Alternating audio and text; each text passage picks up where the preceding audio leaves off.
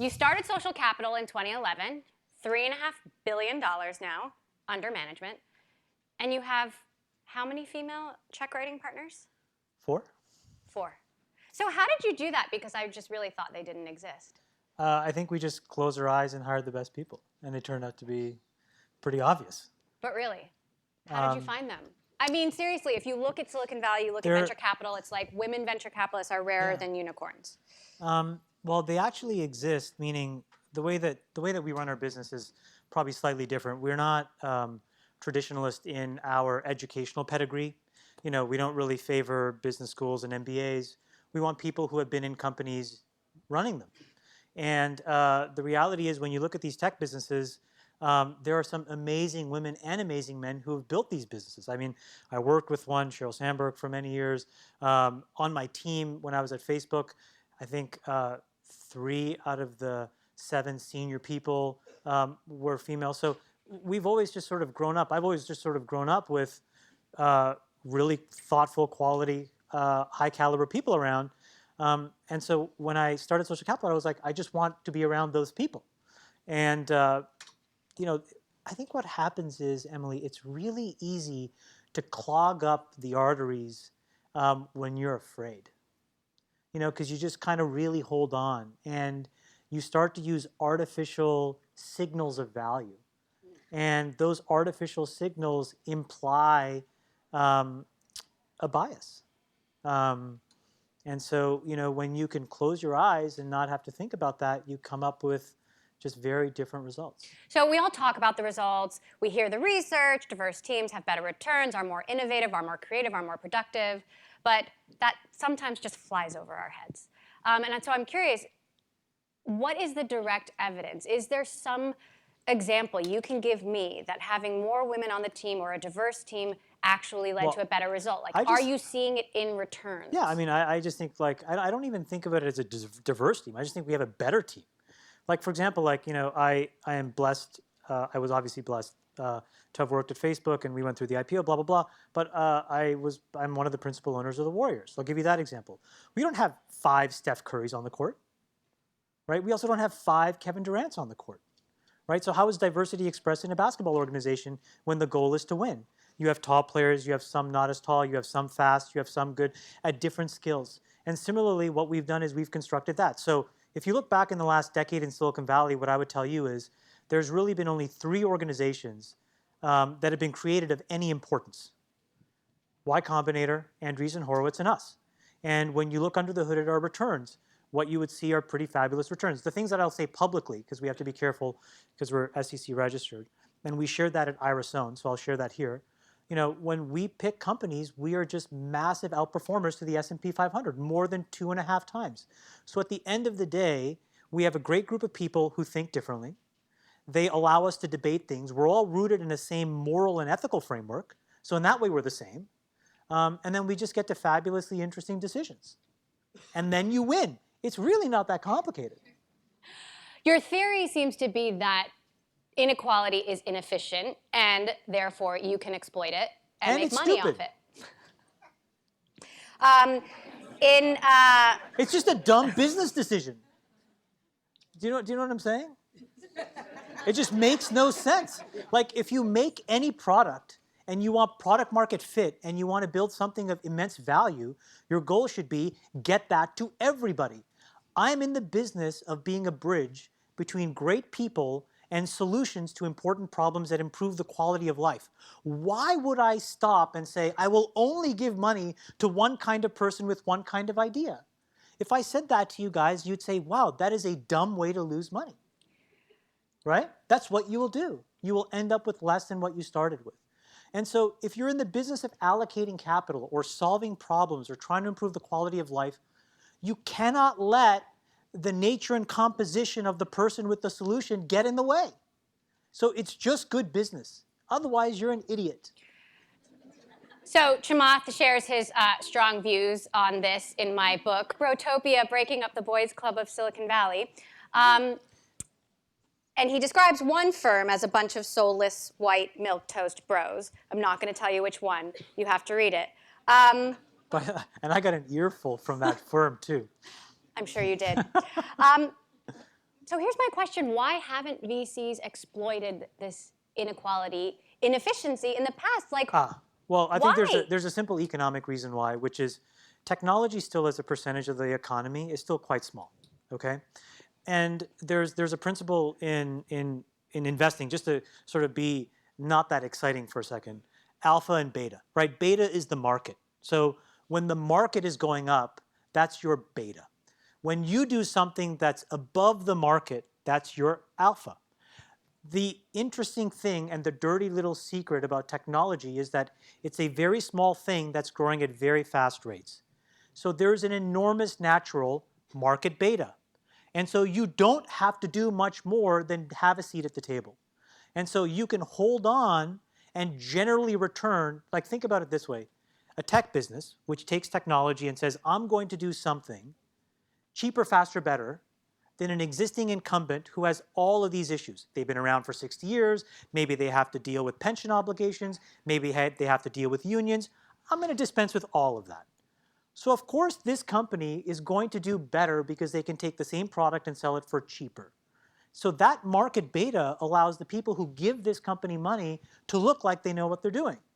So the reality is what they will explain as alpha or fortune telling is not that. It's just that technology is small. It's not yet the pervasive thing it will be in 50 or 100 years from now. And in that time, nobody has to change. You, in 2015, started doing a diversity report with The Information, ranking firms by their level of diversity of gender, race, age. It's named and shamed some folks. It's celebrated others. It's ruffled some feathers. Some people think it's biased. Either way, progress has been incremental. Love the comments on The Information stories, including this one. On this subject, The Information, otherwise my favorite site, is a parody. Why don't you measure height and weight, IQs and double E's? The Chinese are now producing millions more engineers than we do while we count the genders in our VC partnerships. It's not grammatically correct, but I thought I would read it anyway. Look, I will refashion a quote from the civil rights movement, which goes something along the following lines, which is, you don't really have to worry so much about the minority, the violent minority, because their views are clear, like this moron. What you have to be really afraid of is the apathetic majority, because they're the ones that when they have the chance to do something, don't do something. And look, at the end of the day, what nobody will take away from myself and my organization is our ability to be financially super performant. So we could not do all of these other things, make the decisions we make on climate change or education, if we did not have a track record of exceptional returns. But in part of that is a moral obligation to do other things, which is to shine a light and start to change this apathetic majority that we have in Silicon Valley who just doesn't care about these issues. I'll give you a different example of this. We started an initiative to test giving money away sight unseen. So think about, there's a very famous article about orchestras and how when orchestras put in screens, all of a sudden you had just a massive increase in the number of women who, lo and behold, were as great musically as men. Who would have thought, right? 10 fingers, 10 toes, 2 eyes, same ears. I mean, so the point is there's just a lot of latent bias, and we said, great, maybe we have some as well. And so we said, we'll have a computer help us understand and recommend companies to be funded, and we'll never look under the hood until after the fact. And when we did that, our first batch of companies, 40% were women, 80% were minority. They were in all these other countries outside of the United States. They were actually in states within the US that we would all pejoratively have called flyover states before. What is that telling you? Which is that there are great people of all make, shapes, looks, sizes, whatever, doing really important things to improve the quality of life of other people around them. And so if you're going to do the job, just do it well. So you say 40% of the companies were founded by women, and we do have some data actually that shows that women-led companies today get 2% of funding from venture capitalists. And I hardly believe that's because women have 2% of good ideas. Totally. And yet, this is an industry that calls itself a meritocracy, and if you look at the numbers, they are so stark. Yeah. Why aren't more people doing something about this? Why hasn't anyone done something about this for like decades? I said, it's a very, very simple economic principle that keeps the incumbent organizations fat off of fees in a world where market beta makes them look smart and they don't have to change. So if returns, so for example, let's just say we went through a massive secular bear market, a 20-year bear market in tech, right? Where returns literally went to zero. So now you would have to generate alpha. LPs would now start saying how LPs are the limited partners that give us money, okay? LPs would be forced to wake up and say, how are you going to be more performant? And until that happens, the established legacy organizations have zero incentive to change, and frankly, they won't. And I just think, again, why wait around for that? Let them do it. Let's just appreciate where we are and instead ask a more basic, simpler question, which is, we have a formula that seems to be working. We're more performant than all of those organizations. So mathematically, we're beyond sort of, you can't impugn the track record. Um, and we should just make sure that there are ways of just continually forcing the issue and winning, because even if what they do is out of their own economic best interest copyists, so be it. It's okay. Because then as long as some other people get a seat at those tables, eventually they'll take control and they'll throw out these old dudes and it'll be different. Let's talk about old dudes, because you also look at age in the information list. And I'm curious, I think, we don't talk enough about racism. We also don't talk a lot about ageism, which I think is underreported in Silicon Valley. Like, is being diverse in terms of age? Is it being older? Is it being younger? Does Silicon Valley have a problem with this too? Well, I think it's incredibly important to have a whole bunch of different voices at the table. And the reason is because the nature of company building is changing. So Silicon Valley has always grown up with this principle of not necessarily disrespecting the past, but not respecting the past, right? It's kind of like, it is a thing that exists over here. My job is to build for the future, and I'm just going to keep going. Okay, so be it. The problem now, though, is that when the amount of capital that goes into Silicon Valley has gone up by 10x every few years, which means by implication the number of companies that get funded are going up by 10x every few years, which means by implication the number of businesses that exist are going up. What you need now is better advice, right? Because the talent is strained across too many companies. It's like peanut butter. We've smeared it across too many bad ideas. And so you need better people. And what I mean by that is the people that help define governance. And so look, I have benefited from having been in the Valley since 2000. So it's my 17th year of this thing. And there are other people with 17 years. There are frankly some people with 20, 25, 30 years. And we should get them in a position to advise these young businesses. The reason I put it out there was I'm not convinced that VCs of the past were frankly more than anything but just lucky. And I wanted to really unpack that. And I think they were mostly lucky, because it was a small number of people allocating a huge amount of money to a small number of companies. And so the odds of winning were just so good. And again, the market beta was just so ferociously amazing, right? It was starting from zero. I mean, said a different way, let's take an extremely mature industry like consumer product goods or autos. Well, whomever today started a fund dedicated to CPG or auto and were able to generate 25 or 30% returns, we would look at those people like they were the next Warren Buffett. Because that is an incredibly old state industry where there is no market beta, right? And so it's sort of that dynamic. So outside of investing, how else can Silicon Valley change inequality? What more can Silicon Valley do? Well, I actually think the thing is we have to move past the valley.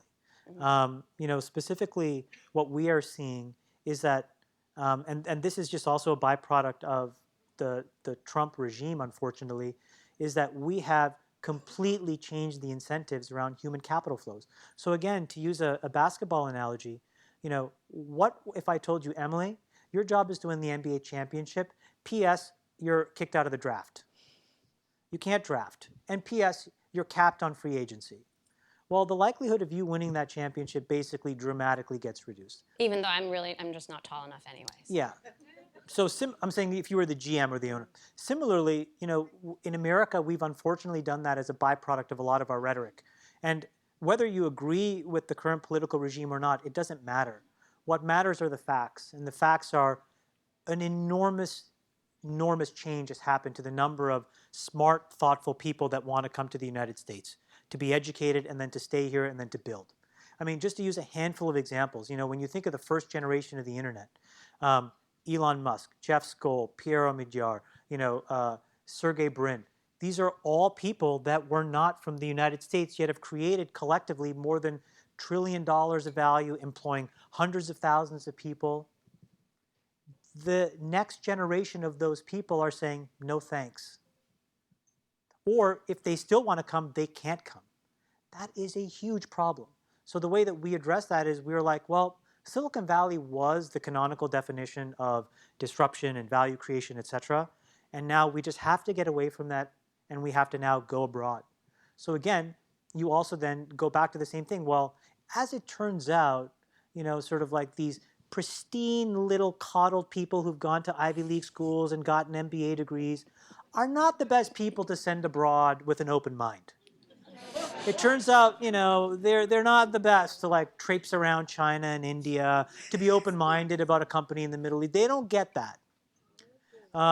It interferes with polo shirts and country club memberships and just the whole lifestyle. And so again, you end up back at the same thing, which is, okay, well, we need different players on the field, right? We need different people on the court. And so all roads lead back to this thing, which is you build a functional, competent organization. Those people need to be purpose-built for the job that's at hand, and you have to close your eyes and ask thoughtful questions and then make decisions about hiring them and then open your eyes and see what you got. And what you're going to get is not what you think you're going to get. So I want to ask you a thoughtful question about Facebook on that note, and I will bring this back to equality. But you recently said you felt tremendous guilt about what you built at Facebook. You later said that you genuinely believe it's a force for good. That was before Cambridge Analytica.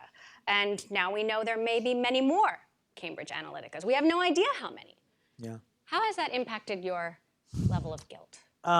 Well, let me put it this way. I think that social media in general profoundly confuses truth and popularity. And we allow any actor, good or bad, to amplify and to make it very confusing to us as ordinary citizens what is true and what is popular. That is a huge problem if you want an educated populace of people to make thoughtful decisions, whether it's about who to vote for, what to believe in, what's right or what's wrong, right? So this is at the core principles of how every country works. And so we need to go through a process to really unpack and reanalyze what we're willing to get for free and what we're willing to pay in order to get these things for free. For 20 years, none of us have had to pay for amazing things in tech. None of us. Yet you pay for a car, you pay for salad, you pay for vegetables at the grocery, you pay for all these other things, and they come with rights. And they come with expectations. And so what do you expect when you pay for nothing? So you think we should have a Facebook subscription? I think that there's a whole suite of things. It's like that may be a tactical solution. I think the more important thing is, what do you as a consumer expect? And how should you organize your time? And what are you willing to pay for?